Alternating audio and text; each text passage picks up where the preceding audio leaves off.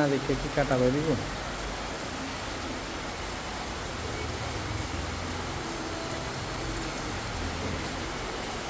আচ্ছা, 1 minute line, 1 minute line.